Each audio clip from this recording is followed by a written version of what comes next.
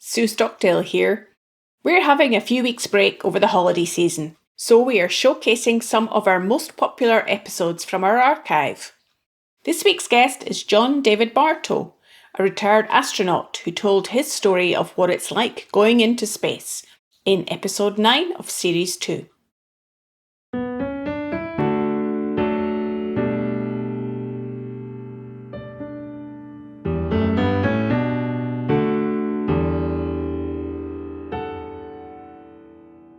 Welcome to the Access to Inspiration podcast. Today I have with me Dr. Dr David Bartoe, a retired NASA astronaut, solar physicist and lecturer on human spaceflight.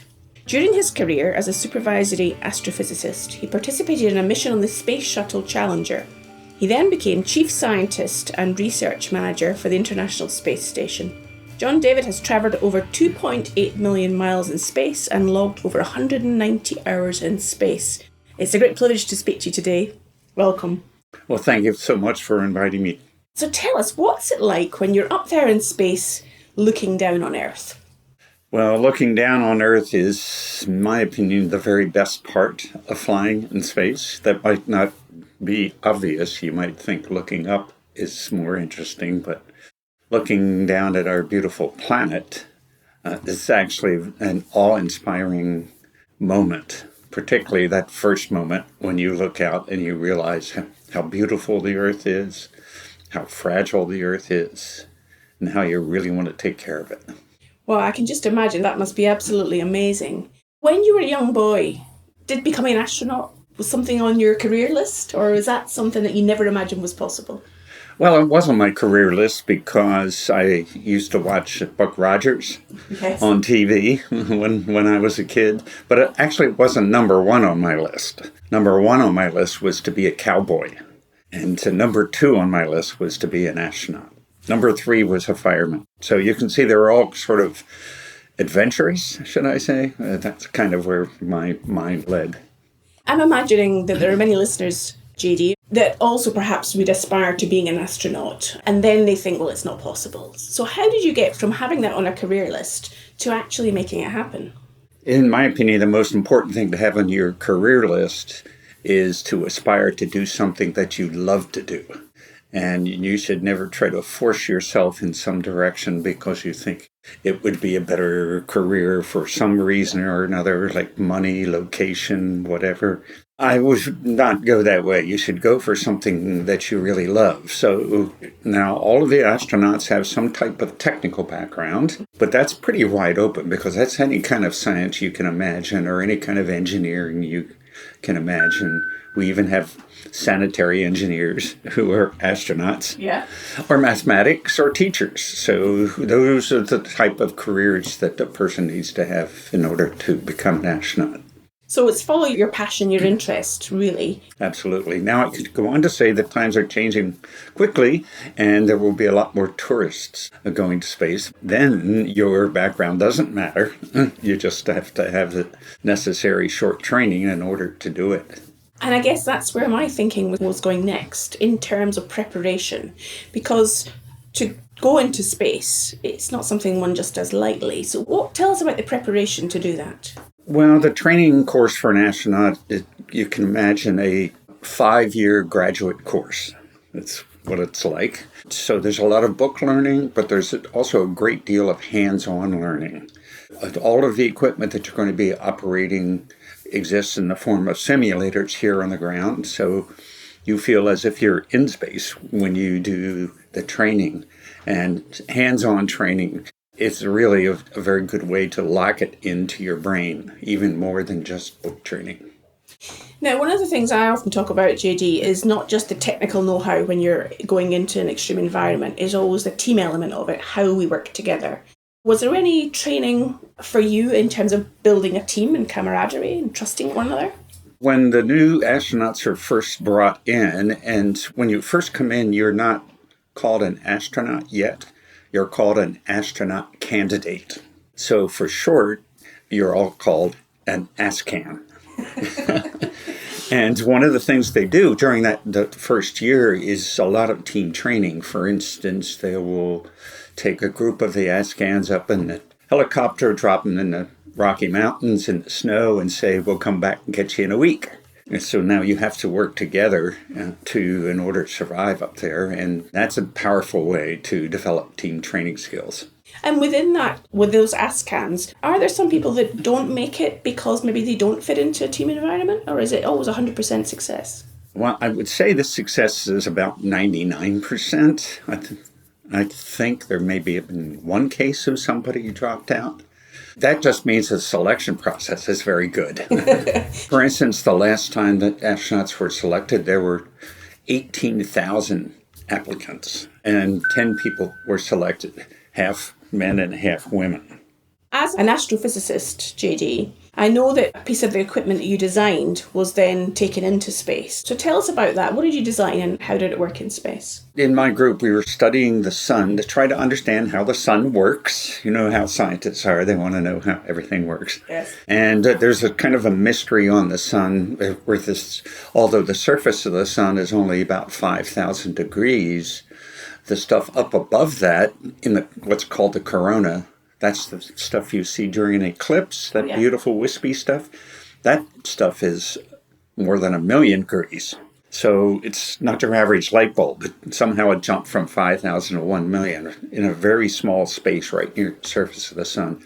And most of the light that comes from that little spot is ultraviolet light that does not make it through the Earth's atmosphere. So that's why we study the ultraviolet light from the sun with satellites above the Earth's atmosphere. And my telescope was designed specially to look at that part of the spectrum. When your telescope then was going into space, presumably that's why you went with it.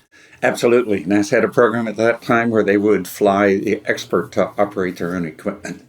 Great opportunity, I imagine. Absolutely, yes. And a surprise in my career. I didn't know that was coming. Wow. I'm imagining getting a letter through the post to say, wow, tomorrow you're off into space. When the shuttle is launched, you've spoken about the thrust, that it has a 7 million pounds of thrust. Tell us about how fast you're travelling from land to get into orbit and what that's like. At the liftoff, you immediately start to feel the pressure on your chest. You're in a chair, but the chair is laying on its back. So you're looking straight up. And so you feel the pressure in your chest. And it builds up to about 3 Gs, 3 times force of gravity. That's not that much. It's like having 3 of your best friends sit on your chest for 5 minutes. You know, you can take it. Yes. So your speed has to build up all the way to 17,000 miles an hour. Otherwise, you're just going to plop right back down again. So that means you're traveling 5 miles every time your heart beats. That's a pretty fast trajectory. Yeah, it sure is. And I understand on your launch, there was a problem during that phase. Tell us about what happened there. One of the engines on board had a problem. There are temperature sensors in all the engines, and the onboard computer watches those sensors. And in one of the engines, the temperature sensor broke. So the computer automatically switched over to the backup, but then the backup sensor broke. So the rules in the software were, if I don't know the temperature, I just turn the engine off. So the person sitting in the control center, a woman, as a matter of fact, she was in charge of the engines, and she saw what was happening. So she had the commander flip a switch that would tell the computer to ignore all the sensors in case something else went wrong. And then we were still able to make it to orbit. We did a special abort maneuver. It's the only time, actually, the shuttle ever did an abort maneuver. It's called abort to orbit. What that meant was we actually got in a lower orbit than we had originally planned, but it was still a high enough orbit for our whole mission. The key was there was a pilot there actually to take care of flipping the switches to change the plan along the way. I guess that's one of the things that you must have trained for in your preparation about what happens when things go wrong. Absolutely. I had the privilege to fly in the back seat of the motion-based simulator where the commander and the pilots practice, and it's a really difficult job they have in there because they keep throwing all kinds of problems at them. They make things break in the simulator, and the pilots and the commanders are going crazy trying to keep up with all the things that are breaking. So on our actual flight, they would consider this a very easy simulation compared to what they'd gone through before. So that preparation of worst case scenario really didn't come into fruition in this case. That's right. Thank goodness. And in terms of experimentation in space, with your background in research and your research manager for the International Space Station, A number of different experiments have been carried out. Tell us about some of those and how they contribute to society today.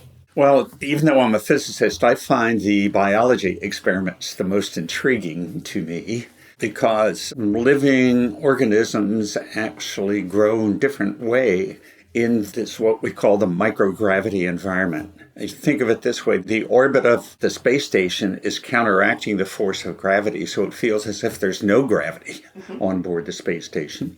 And so we expose the living organisms to this unusual environment just to see how they will perform. And of course, there's always a hypothesis of what they think is going to happen, but that sometimes they're not right. One of the very interesting things, for instance, a woman from the University of Arizona flew some salmonella bacteria on board the station to see how it might grow in a new form. And it did, and actually grew in a more virulent form than it was originally, and it continued to grow in this new form after we brought it back to her. So she was able to study it in all the detail and figure out where every single molecule was in the salmonella, and found the place where there had been a change in the molecular structure. Then the next step was to actually figure out how to put a different molecule into that particular spot where it had changed to stop it from growing altogether. In other words, just kill it. So as a result of all that research, there's actually now a vaccine for salmonella that's moving through all of the trials, and hopefully we'll be able to say soon, because she did this really clever research in this microgravity environment. We're actually saving the lives of a lot of millions of children in third world countries that suffer from this. That's amazing to hear how important space is as a place to do research. And I understand there's also work being done on Parkinson's. Yes. We do something else up there. So we grow these special crystals that are made of proteins. Don't think of a solid hard crystal. This is a super soft crystal, like super soft jello. And they grow much larger and much more uniform up there. And so then when we bring them back, we can examine them and understand the structure of them, how the crystal is put together. We can't grow these crystals as well here in one gravity because of all the convection that's moving around and gravity that's pulling them down. But up there, they grow larger and purer. And for instance, there's been recent research on Parkinson's done by the Michael J. Fox Foundation on board the space station. So it really is a unique and different environment in which to test various things. If you think of it this way, many centuries ago, scientists would use temperature to try to figure something out. They heat it up or cool it down, or they change the pressure higher or lower. Now we actually have the first laboratory where you can actually effectively change gravity. It's amazing. So how about your telescope? How did it work when it got up into space? It worked great. You're never quite sure whether or not it's going to survive all the launch vibrations and whether you put everything together correctly. And it worked fine. The only problem it had is it got a little too hot, so we had to have a little cool-off period for it. But otherwise, we collected some really new information that's trying to explain why that corona is getting so hot. And it's still one of the two competing theories out there, even though it was 30 years ago that we did this. So we still don't really have the answer. And hopefully within the next 30, we'll solve it.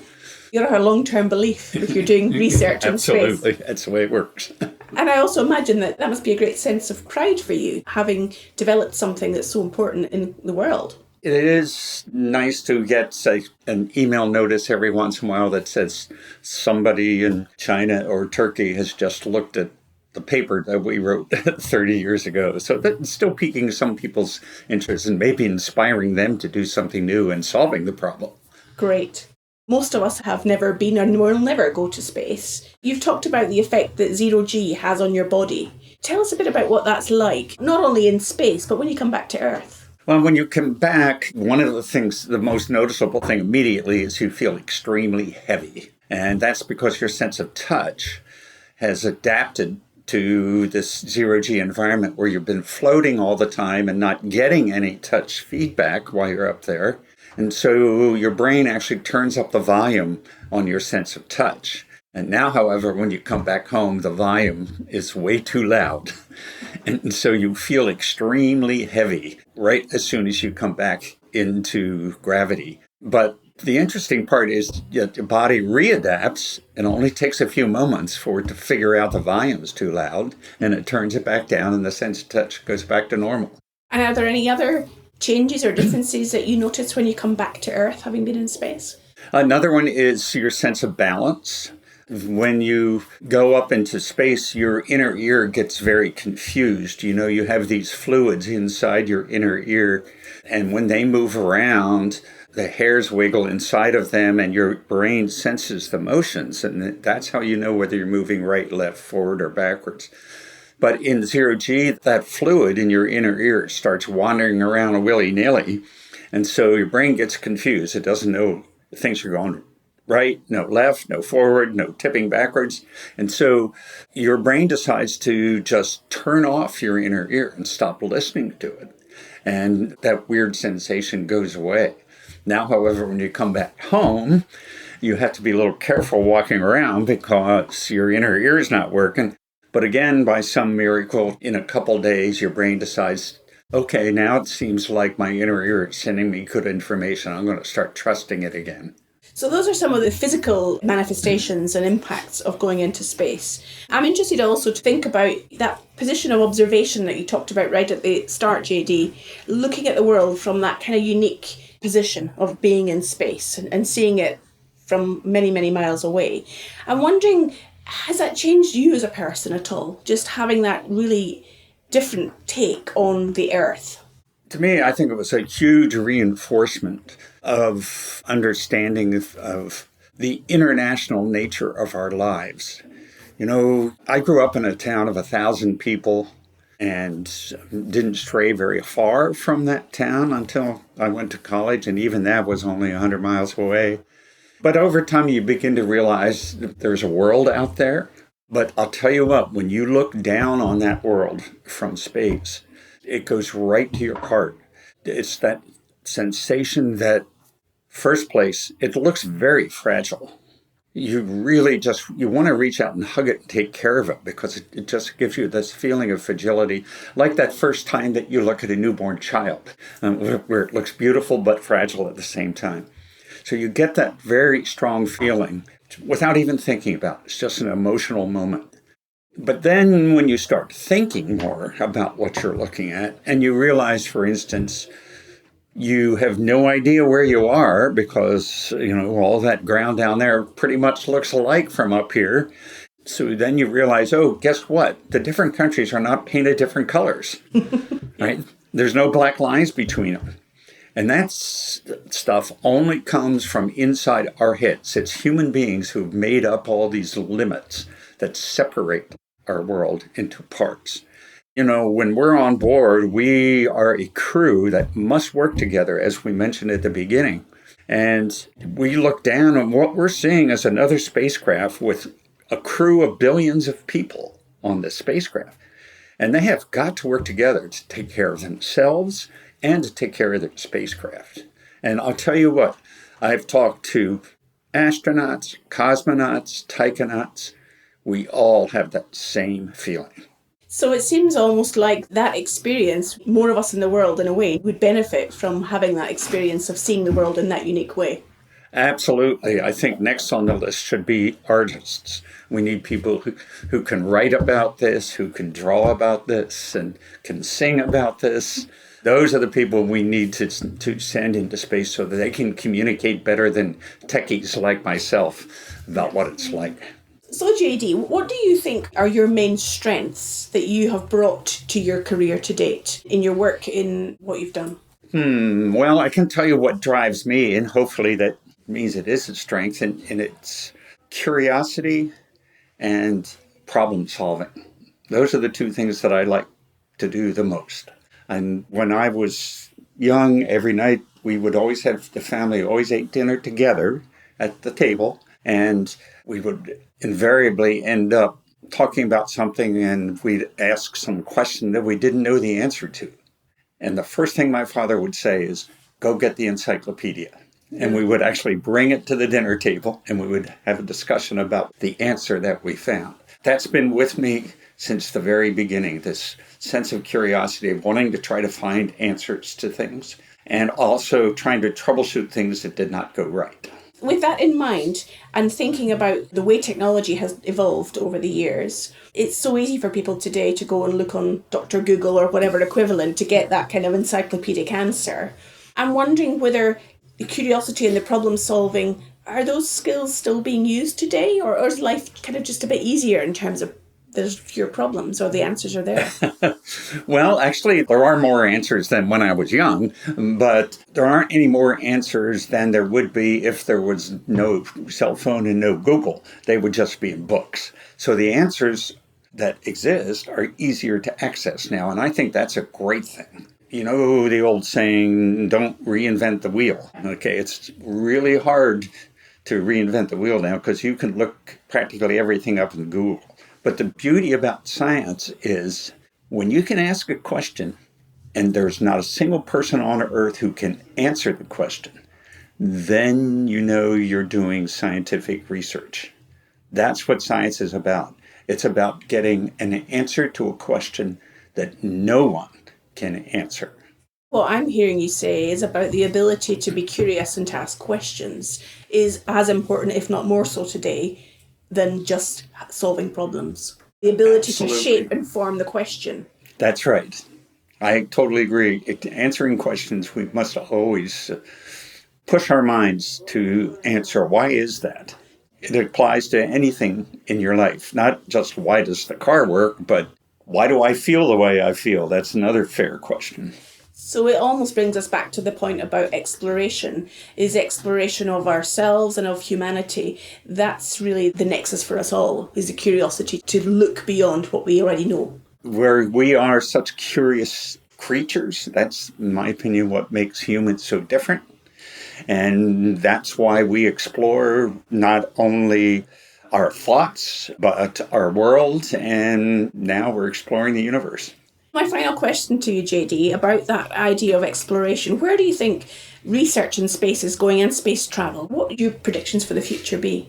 Well, I think two different things will be happening. There'll be more and more commercial interest in doing things in low Earth orbit, like on space stations or hotels for tourism. I think this will continue to grow. The government sort of fed the airline industry at the beginning by giving them jobs and paying them to carry mail all around. And now millions of people travel by plane for just private reasons. And the same thing is going to happen with space travel. In fact, just last week, or maybe the week before, NASA accepted a proposal from a company to install their own commercial module onto the space station. The company is called Axiom. And their plan is not just one module, but they're going to build it up with many more modules.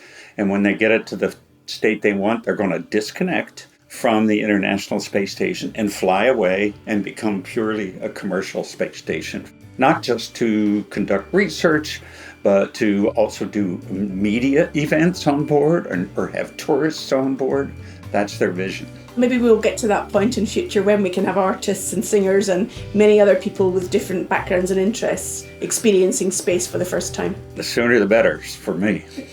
Well, it's been a real privilege to speak to you today, JD. Thank you so much for your time, and it's been fascinating. Well, it's my honor to be here. Thank you so much.